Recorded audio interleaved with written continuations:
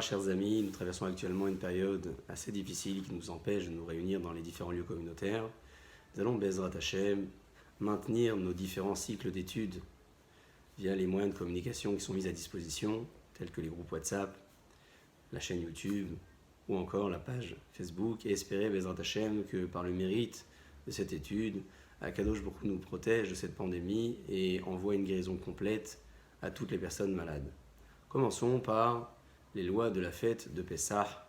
Vous n'êtes pas sans savoir qu'à l'issue de la fête de Purim, Chachamim nous suggère de débuter l'étude des lois de Pessah. C'est une façon de démontrer qu'il faut profiter du dynamisme de la fête dans laquelle nous sommes pour étudier et se préparer immédiatement à la fête qui suit. Dans les Hilchot Pessah, Shulchan Aruch commence par les lois de la Bédikat Hametz et nous exige de vérifier notre maison, notre appartement, notre voiture, les différents espaces que l'on peut occuper, que ce soit à la synagogue ou encore au travail. Tous ces espaces-là doivent être vérifiés à la veille au soir du 14 Nissan. À la maison, avant de vérifier et d'effectuer la mitzvah de l'Abdikat Hametz, nous allons placer des bouts de pain de façon stratégique. Il faut bien se rappeler où on les a placés. La personne qui les place se rappelle pour ne pas que l'un d'entre eux nous échappe et être confronté ensuite à un vrai problème d'halakha.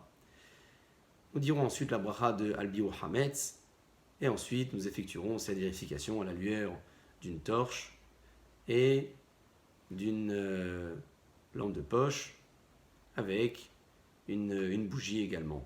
La bougie, vous savez qu'on ne peut pas l'amener dans les différents coins et recoins d'un placard, c'est assez dangereux, donc c'est bon d'avoir la bougie et la lampe de poche de telle sorte à ce que la vérification puisse se faire dans de bonnes conditions sur le plan sécuritaire. Chachamim, lorsqu'ils composent une bracha relative à une mitzvah, ils vont se focaliser essentiellement sur le point central de la mitzvah. Or ici, la mitzvah n'est pas de vérifier, c'est de détruire le hametz. Voilà pourquoi la bracha que vous direz le soir de la vérification n'est pas composée avec le mot Bédikat Hametz, mais plutôt Al-Biou Hametz, qui veut dire sur la destruction.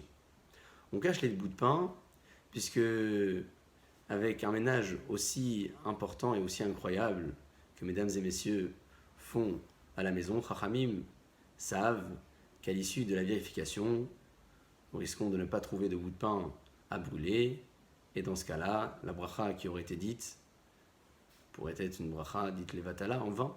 Pour éviter que cette bracha soit dite levatala en vain, Chachamim nous demande de cacher des bouts de pain de telle sorte à ce qu'à l'issue de la vérification, on puisse trouver des bouts de pain à brûler. Preuve en est que les bouts de pain nous permettent de ne pas dire une beracha levatala, c'est que lorsqu'une personne voyage quelques jours avant la fête de Pessah, si son voyage se déroule dans les 30 jours qui précèdent la fête, eh bien elle sera dans l'obligation de faire la Bédikat Hametz dans sa maison, son appartement avant de partir, mais sans dire de bracha. Et puisqu'elle ne dit pas de bracha, elle n'a pas le devoir de cacher des bouts de pain. Preuve est donc citée ici dans la halakha que le fait de cacher et de placer des bouts de pain permet justement de ne pas dire de bracha levatala. Voilà pourquoi, dans les différents cas où il n'y a pas de bracha qui soit dite, pas besoin de cacher des bouts de pain.